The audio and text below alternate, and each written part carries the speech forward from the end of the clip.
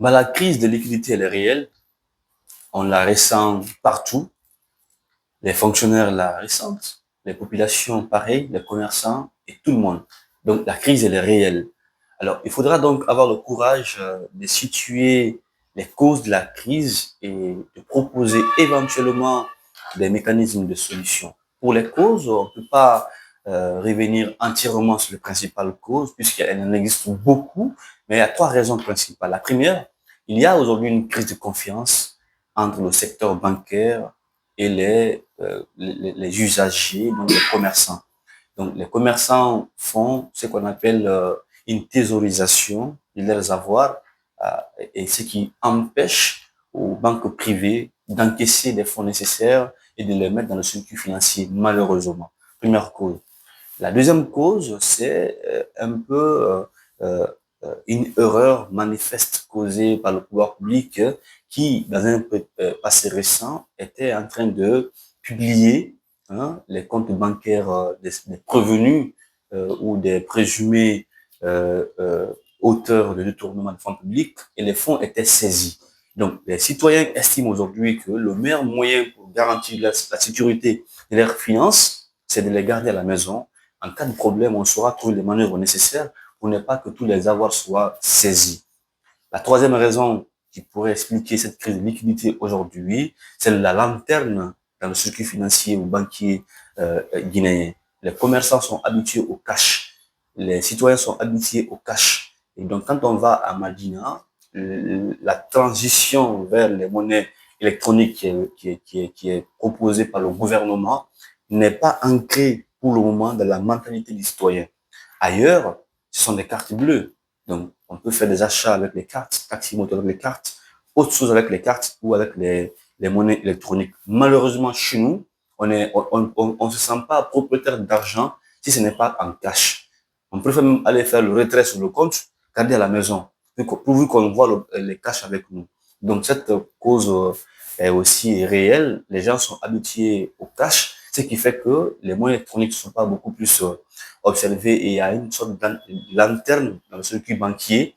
Quand le commerçant de Madina voudrait acheter ses marchandises à hauteur de milliards et qu'il veuille trouver cela au niveau de la banque va mettre un processus qui est très très lent et ça va empêcher lui, soit de douanier, n'est-ce pas, ses marchandises au niveau du port ou d'effectuer des opérations d'achat à l'international. Donc, ils préfèrent avoir leur argent par devers d'eux, faire des taux de change au niveau des Madina et faire des achats sans passer par le circuit banquier classique. Donc, en termes de proposition de solution, ce qu'il faut promouvoir, c'est d'abord cultiver la confiance de la population afin que vraiment le peuple comprenne qu'il faudrait faire confiance à nos secteurs banquiers, déposer de l'argent à la banque, c'est ce qui va sécuriser, permettre à l'État aussi de faire des mouvements, des opérations financières.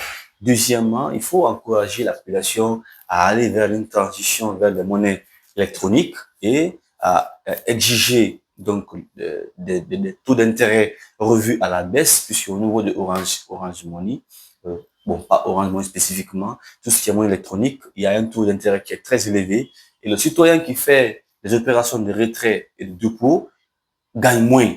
Donc, ça décourage de s'investir beaucoup plus dans les opérations de retrait et de dépôt. Donc, il faudrait que l'État voie à la baisse les intérêts, donc la taxe sur ces opérations de retrait et de dépôt des monnaies électroniques. Donc, il faut encourager vers ces monnaies électroniques et il faut aussi faire en sorte que le petit commerçant de Madina, du marché Matoto, soit aussi habitué aussi à des monnaies électroniques, pas forcément le cash. Sans cela, et il y a d'autres mesures plus contraignantes, c'est de demander à la population un délai moratoire de déposer leur argent à la banque sans le respect duquel le gouvernement envisagerait d'autres moyens d'émettre d'autres monnaies avec d'autres séries et ça va être une sorte d'appauvrissement de la population par défaut de leur argent. Déjà a dit avoir mis dans le circuit financier banquier guinéen à hauteur de 100 billets.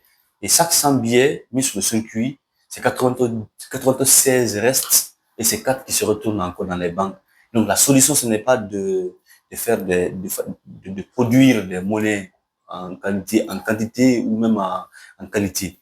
C'est de créer les conditions de transparence, de célérité, de confiance, afin que les gens puissent aller vers les banques, déposer leur argent, et quand ils vont pour récupérer leur argent encore, qu'ils puissent en être bénéficiaires. L'argent, ça circule, hein, seulement dans les circuits autres que circuits classiques. Tu veux un retrait de 10 millions aujourd'hui, allez-y, il y a des gens qui sont indiqués pour cela, mais c'est que si l'intérêt d'un retrait est à 20 000 francs, 1 million, quand tu vas les voir, ils te diront de payer 50 000 francs guinéens. Soit tu le fais ou tu laisses. Mais en tout cas, ils ont l'argent.